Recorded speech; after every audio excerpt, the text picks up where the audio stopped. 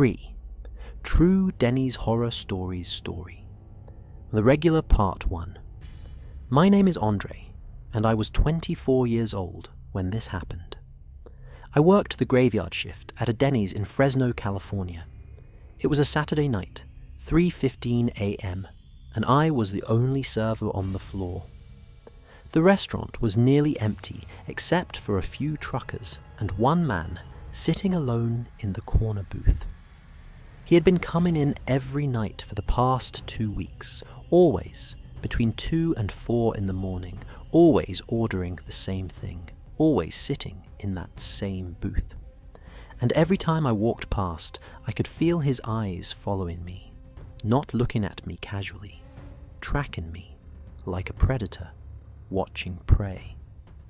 Before I continue, hit that subscribe button and leave a comment below, because what I discovered about that man still makes me check the locks twice before bed. Part 2. I had been working at that Denny'S for about 2 years. The graveyard shift was not glamorous, but the tips were decent, and I liked the quiet. During the day, the restaurant was chaos. Families with screaming kids, elderly couples taking forever to order, college students cramming into booths. But at night, things slowed down. It was mostly truckers passing through night shift workers, grabbing a meal, the occasional group of drunk people stumbling in after the bars closed. The restaurant was on a busy commercial strip, surrounded by gas stations and cheap motels. We got a lot of travelers, a lot of regulars, a lot of faces I would see once and never again. That was the nature of the graveyard shift. I first noticed him about 2 weeks before everything happened. It was a Tuesday night around 2:30 in the morning. I was refilling the coffee pots when the door chimed and a man walked in. He was maybe 50 years old, with thinning grey hair and a face that looked like it had seen too much sun. He was wearing a flannel shirt and work boots, the kind of outfit you see on construction workers or farmers. He asked for a booth in the corner, the one farthest from the counter facing the door. I thought it was a little odd, but some people like their privacy. He ordered the all-American Slam scrambled eggs coffee. Nothing unusual. But when I brought his food, I noticed the way he looked at me. Not at my face exactly. More like he was studying me, memorizing details. I shook it off. Working graveyard, you meet a lot of strange people. Most of them are harmless. He paid in cash, left a decent tip, and walked out without saying goodbye. I did not think about him again until the next night when he came back. Part 3. Same time, same booth, same order, and the same way of looking at me like I was something to be catalogued rather than a person. He came back the next night too, and the night after that. Every night for 2 weeks straight, always. Between 2 and 4 in the morning, always sitting in that corner booth, always watching me. After the first week, I mentioned it to my co-worker, a guy named Marcus, who worked the grill. There is this guy who comes in every night, I said. Sits in the corner, orders the same thing, stares at me the whole time. Marcus shrugged. Maybe he likes you. It is not like that. It is creepy. Like he is studying me. Some people are just weird, man. As long as he pays and tips, who cares? I tried to take Marcus's advice. The man always paid, always tipped, reasonably. He never said anything inappropriate, never touched me, never did anything that crossed a clear line. But the watching never stopped. Every time I walked past his booth, I could feel his eyes on me. When I turned around, he would be looking directly at me, that same flat expression on his face. By the second week, I started dreading his arrival. I would glance at the door around 2 a.m., knowing he would be walking through any minute. And he always did. Reliable as clockwork. Then on the 13th night, something changed. Part 4. He came in at his usual time, sat in his usual booth. But this time, when I went to take his order, he spoke to me. "You always work nights, Andre." I froze. I had never told him my name. I looked down at my shirt. No name tag. I had stopped wearing it months ago after a drunk customer got too familiar. "How do you know my name?" I asked. He smiled. It was the first time I'd seen him smile, and there was nothing warm about it. "I know a lot of things about you. I know you drive a black Honda Accord. I know you park in the employee lot behind the building. I know you get off at 6 a.m. and go straight home to the apartment complex on Belmont Avenue." My blood turned to ice. "I know you live alone," he continued. "Second floor apartment, 214. You leave your bedroom window cracked at night because the air conditioning does not work right." I took a step backward. My hands were shaking. "Who are you? Why are you watching me?" He leaned back in the booth, that horrible smile still on his face. "I have been watching you for 2 months, Andre. Not just here, everywhere. I know your routine better than you do." He stood up slowly. He was taller than I'd realized, maybe 6'2" or 6'3". "I just wanted you to know," he said. "Before tonight." He walked past me toward the door. I stood there, paralyzed, unable to move. At the door, he turned back. "See you soon, Andre." Then he walked out into the darkness. Part 5. The moment he left, I ran to the back and told Marcus everything. His face went pale as I talked. "We need to call the cops," he said. I called 911 and reported what had happened. The dispatcher said they would send an officer to take a statement. While we waited, Marcus walked me to the parking lot to check on my car. It was exactly where I had left it, but when I looked at the windshield, my stomach dropped. There was a photograph tucked under the wiper blade, a photograph of me sleeping in my bed, taken from outside my bedroom window through the crack I always left open. I did not touch it. I just stood there, staring at it, feeling like the ground was falling away beneath me. The police arrived about 20 minutes later. 2 officers, looking tired and skeptical, until I showed them the photograph. Then their expressions changed. They took my statement, collected the photograph as evidence, and asked if I had somewhere else I could stay tonight. I called my cousin who lived on the other side of town. She said I could crash on her couch. The officers escorted me to my car and followed me to my cousin's house. They said they would increase patrols in my neighborhood and at the restaurant. I did not sleep that night.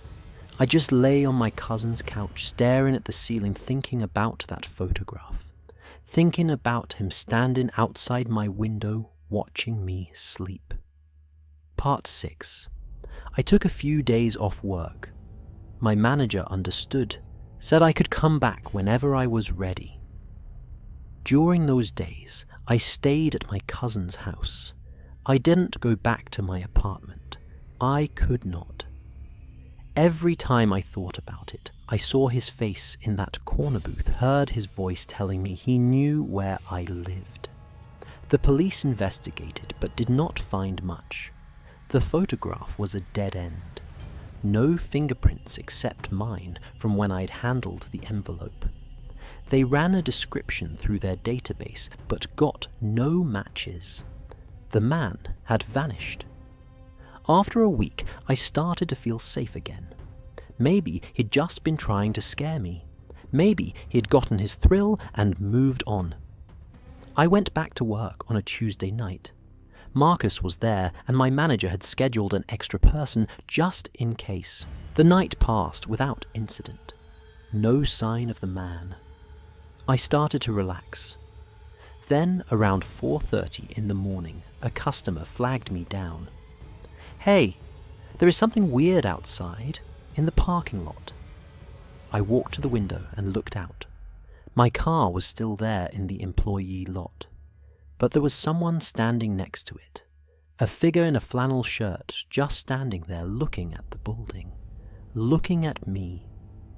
It was him. Part 7. I ran to the back and told Marcus to call the police. Then I watched from the window as the man stood perfectly still next to my car. He did not move for 5 minutes, just stood there staring at the restaurant like he was waiting for something. Then he reached into his pocket and pulled out something small. I could not see what it was. He bent down next to my car near the rear wheel well. Then he straightened up, looked at the window one more time, and walked calmly out of the parking lot. The police arrived 10 minutes later. They searched the area, but the man was gone. One of the officers checked my car. Under the rear wheel, well held in place by a magnet, was a small black box, a GPS tracker. He'd been tracking my movements. Every place I drove, he knew about it. The police took the tracker as evidence. They told me I should consider staying somewhere else for a while, maybe change up my routine. I quit my job at Denny'S the next day. I moved in with my cousin permanently, then found a new apartment across town. New job, new schedule, new route to work. Part 8. They never caught him. The police said they would keep the case open, but without more evidence, there was nothing they could do. I did some research after I moved. Found articles about stalkers, about how they choose their victims. Most of the time, there is no logical reason. They see someone become fixated and start building a fantasy around them. I think that is what happened with me. He saw me at the Denny'S one night, and something in his brain clicked. He decided I was going to be his project, his obsession. And for 2 months, I had no idea. I think about all those nights he watched me through my bedroom window. All those days he followed my car, tracking my every movement.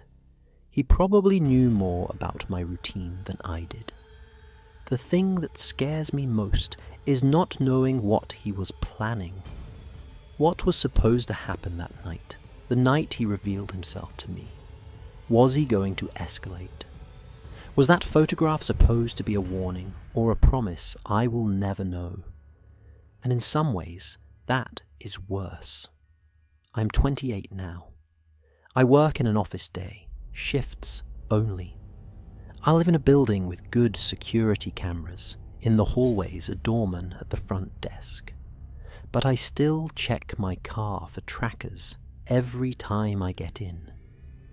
I still look over my shoulder when I walk to my door, and I never ever leave my windows open at night. Because somewhere out there he is still watching someone. Maybe me, maybe someone else. But people like him do not stop. They just move on to the next target, and you never know who might be sitting in that corner booth memorizing every detail of your life. Story 2. The Kitchen Part 1. My name is Travis, and I was 22 years old when this happened. I worked as a cook at a Denny'S in Albuquerque, New Mexico. It was a Wednesday night, 1:40 a.m., and I was alone in the kitchen cleaning the grill when I smelled something. Not the usual grease and breakfast smell. Something else. Something wrong. Like rotting meat mixed with chemicals. I followed the smell to the walk-in refrigerator and opened the door. What I found inside made me understand why the morning shift had been complaining about missing inventory for the past 2 weeks. Before I continue, hit subscribe and leave a comment, because what was hiding in that refrigerator was the beginning of the worst night of my life. Part 2. I had been working at that Denny'S for about 1.5 years. Started as a dishwasher, worked my way up to line cook. The job was not exactly my dream career, but the pay was decent, and the hours worked with my class schedule at the community college. The restaurant was on a commercial strip near the interstate, one of those 24-hour locations that served truckers, travelers, and the occasional insomniac. We got a steady stream of customers around the clock, but the overnight shift was always the quietest. My usual shift was 10 p.m. to 6 a.m. Most nights, it was just me in the kitchen, one server on the floor, and a manager who spent most of their time in the back office. We had a comfortable routine. But about 2 weeks before the incident, things started getting strange. The morning shift started complaining that food was going missing from the walk-in refrigerator. Eggs, bacon, bread, sometimes whole containers of prepped ingredients. At first we thought it was just inventory errors. Someone counted wrong. Someone forgot to log what they used. But the missing items kept piling up. Every day something else was gone. The manager, a woman named Diane, started locking the walk-in at night. Only managers would have the key. But the food kept disappearing. Then employees started reporting other things. Strange sounds from the back of the building. Footsteps in the hallway when no one else was there. The feeling of being watched. I did not think much of it at first. Old buildings make strange noises. People get paranoid on late night shifts. Then, Wednesday night came. Part 3. It was a slow night. We had maybe 3 or 4 customers between midnight and 1:30. I spent most of my time cleaning, prepping for the morning rush, trying to stay awake.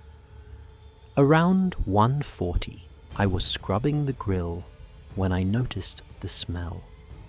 At first, I thought something had gone bad in the trash. It happens sometimes when the garbage does not get taken out.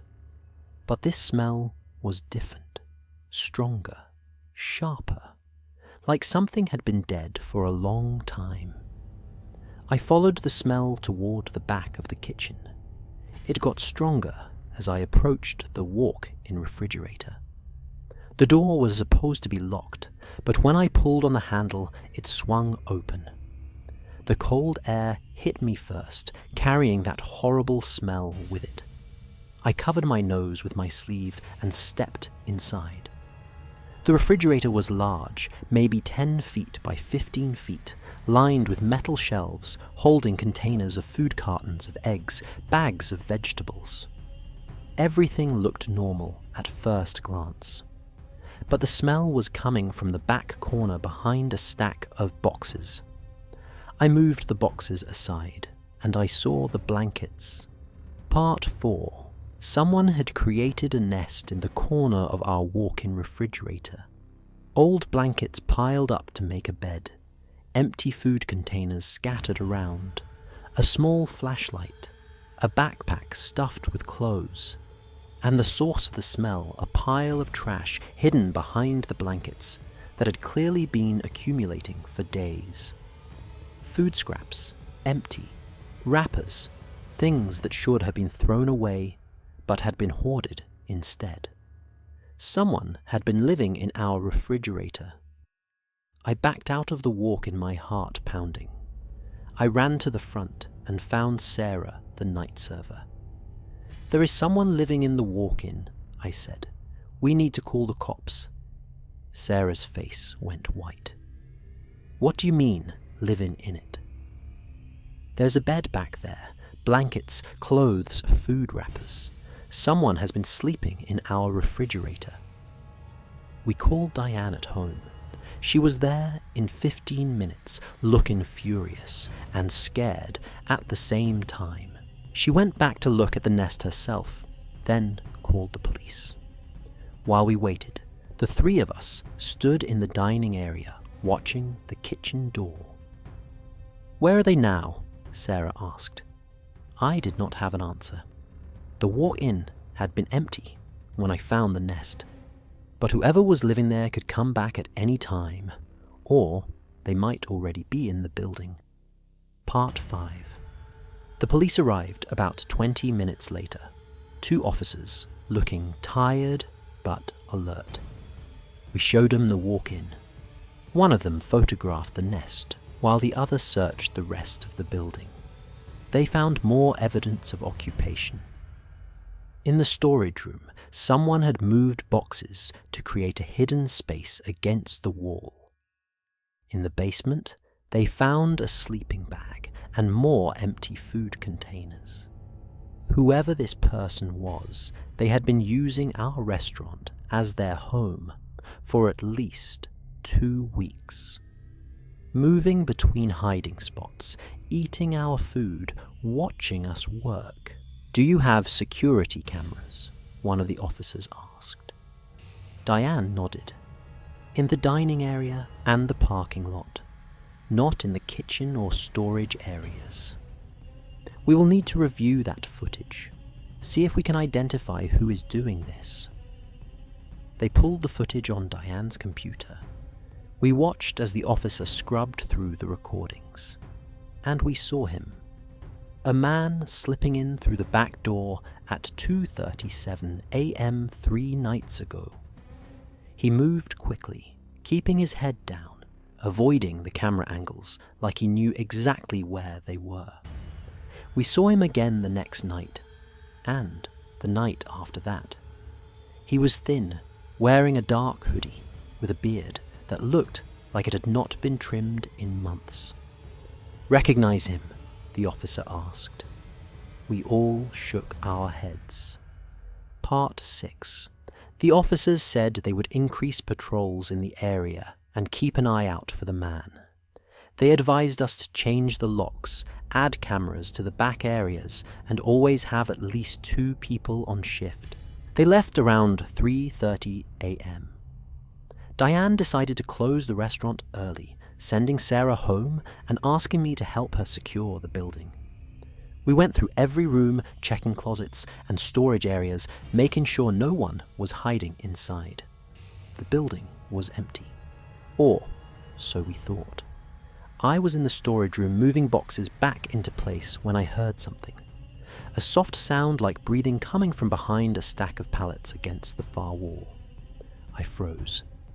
"Hello," I called out. Silence. Then the pallets shifted. Something was moving behind them.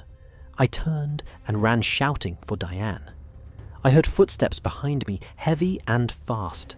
I burst through the storage room door and slammed it shut, holding the handle. The door shook as something hit it from the other side. "Diane, call the police." She was already dialing. I held onto that door with everything I had, feeling it shudder with each impact. Then the impact stopped. Silence. I stood there, gripping the handle, afraid to move. Part 7. The police came back quickly this time. They went through the storage room with weapons drawn. They found him hiding behind the industrial shelving, curled up in a ball, clutching a kitchen knife he had taken from our supply. He was in his 40s, homeless, with a history of mental illness. He'd been living in various buildings around the area for years, slipping in and out without being detected. He'd been in our restaurant for almost 3 weeks. The police arrested him and took him away. I watched as they put him in the back of the cruiser, his face blank and empty. Diane closed the restaurant for 2 days. she hired a security company to do a full sweep of the building, checking for any other access points, any other places someone could hide. They found 3 more spots where he had been sleeping, rotated through the building, like he was playing some kind of game. The locks were changed. Cameras were installed in every room. New protocols were put in place. But none of that could undo what had already happened. Part 8. I quit my job at Denny's a month later. I couldn't be in that building anymore. Every time I walked into the kitchen, I thought about him hiding in the refrigerator, watching me through the gaps in the shelving. For weeks, I had been working just feet away from someone who was living in our walls. He had watched me cook, watched me clean, watched me go about my routine. And I had never known. The police told me later that he had pages of notes about the employees. Our names, our schedules, our habits. He'd been studying us, learning our patterns. I do not know what he was planning. Maybe nothing. Maybe he just wanted a place to sleep and we were convenient. But maybe not. The thing that haunts me is not knowing. Not knowing how many times he stood just out of sight, watching me work. Not knowing what he was thinking, what he wanted, what he might have done if he had not been caught. I'm 26 now. I work in construction outdoor jobs where I can see everything around me. No walls to hide behind, no storage rooms to creep through. But I still think about that smell. That horrible rotting smell that led me to the corner of the walk-in, to the blankets and the trash and the evidence of a life lived in the shadows. Some people slip through the cracks of society and find their way into places they do not belong. They watch us study us live among us without our knowledge. And the scariest part is, you might never know they are there. Until it is too late. Story 3, The Lot Part 1. My name is Derek, and I was 27 years old when this happened. I had stopped at a Denny's in rural Arizona, somewhere between Phoenix and Flagstaff, around 11:30 p.m. on a Friday night. I was making a long drive to visit family, and needed to stretch my legs and get some coffee. The restaurant was half empty, just a few truckers and a couple in a corner booth. Everything seemed normal. But when I came back to my car an hour later, I noticed something that made my stomach drop. There was a man sitting in the passenger seat of my locked car, just sitting there in the dark waiting. Before I tell you what happened next, hit that subscribe button, because this story could save your life. Part 2. I was driving from Los Angeles to Colorado to visit my parents for my father's birthday. It was a trip I had made dozens of times, but I'd gotten a late start and decided to drive through the night instead of stopping at a motel. By 11 p.m., I was exhausted.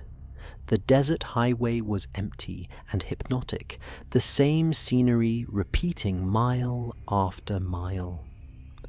When I saw the sign for the Denny's, I decided to stop. The restaurant was one of those standalone buildings off the highway, surrounded by a big parking lot that was mostly empty. I parked near the entrance under one of the overhead lights and went inside. The place had that late-night energy that all Denny's have. Tired travelers truckers eating alone at the counter. A waitress who had probably been on her feet for 12 hours. I sat in a booth, ordered a Grand Slam and a cup of coffee, and tried to wake myself up. I ate slowly, scrolling through my phone, stretching the meal out as long as possible. By the time I paid my check, it was almost 12:30. I walked back to my car keys in hand, thinking about how many more hours I had to drive. That is when I saw him. There was a man sitting in my passenger seat. Part 3. I stopped about 20 feet from my car. My brain was struggling to process what I was seeing. The man was just sitting there looking forward, not moving. In the dim light from the parking lot lamps, I could see his profile. Middle-aged balding, wearing what looked like a dark jacket. My car was locked. I was certain of it. I always locked my car. Always. But there he was, sitting in my passenger seat like he belonged there. I pulled out my phone and dialed 911. 911. What is your emergency? I am at the Denny'S off Highway 17 near mile marker 42. There is a man in my car. I do not know how he got in, but he is sitting in my passenger seat. The dispatcher asked me to describe the situation. I told her everything I could see, which was not much. The man was not moving, not looking at me, just sitting there. Officers are being dispatched to your location. Can you get back inside the restaurant and wait there? Yes. Yeah, I can do that. I backed away from my car, keeping my eyes on the man. He still was not moving. I was almost to the restaurant door when I saw his head turn. Slowly, like he was moving underwater, his head rotated toward me, and he smiled. Part 4. I ran inside the restaurant and told the waitress to lock the door. She looked at me like I was crazy, but something in my face must have convinced her, because she did it. There is a man in my car, I said. I called the police. They are on their way. The waitress, whose name tag said Brenda, looked out the window at the parking lot. Which car is yours? I pointed. The blue Camry right there. She squinted. I do not see anyone in it. I walked to the window and looked. She was right. The passenger seat was empty. My heart was pounding. He had been there. I had seen him. He had turned and looked at me. He was there, I said. I swear there was a man sitting in my car. Brenda gave me a skeptical look, but did not argue. Well, the police are coming anyway, right? They will check it out. I nodded, but I could not shake the feeling that something was very wrong. Part 5. The police arrived about 15 minutes later. 2 officers in a single cruiser. I told them what I had seen. They listened, took notes, and then asked me to show them my car. We walked out to the parking lot together. My car was exactly where I had left it, under the overhead light, looking completely normal. One of the officers checked the doors. Locked, he said. You have the keys. I handed them over. He unlocked the car and looked inside. There is no one here, he said. No sign that anyone was inside. He was there, I insisted. He was sitting in the passenger seat. He looked at me. He smiled. The officers exchanged a glance. I knew what they were thinking. Another exhausted traveler seeing things that were not there.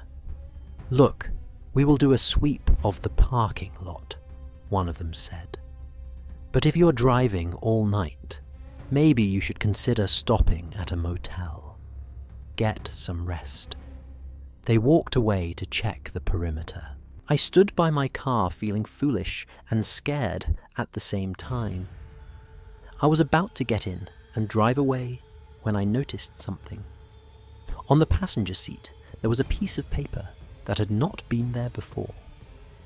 Part 6. I picked it up carefully, using the edge of my sleeve, so I would not smudge any fingerprints. It was a photograph. A Polaroid. A photograph of me sitting in the Denny booth eating my Grand Slam, taken from outside the window through the glass. I had been watched the entire time I was inside. I ran to the officers, showing them the photograph. Their expressions changed immediately. "This was in your car?" one of them asked. "On the passenger seat. It was not there before." The officers called for backup. More cruisers arrived within 20 minutes. They searched the entire area around the restaurant, the parking lot, the highway shoulders, the nearby brush. They found footprints, the dirt behind the restaurant, leading to a drainage ditch about 50 yards away. The ditch was empty, but they found more evidence there. More photographs. Polaroids of other travelers taken at various rest stops and restaurants along the highway. Men and women eating alone, pumping gas, walking to their cars. And one photograph that made everyone stop. A photograph of a woman who had been reported missing 2 months ago. Part 7. The investigation expanded rapidly. State police got involved. The FBI was notified.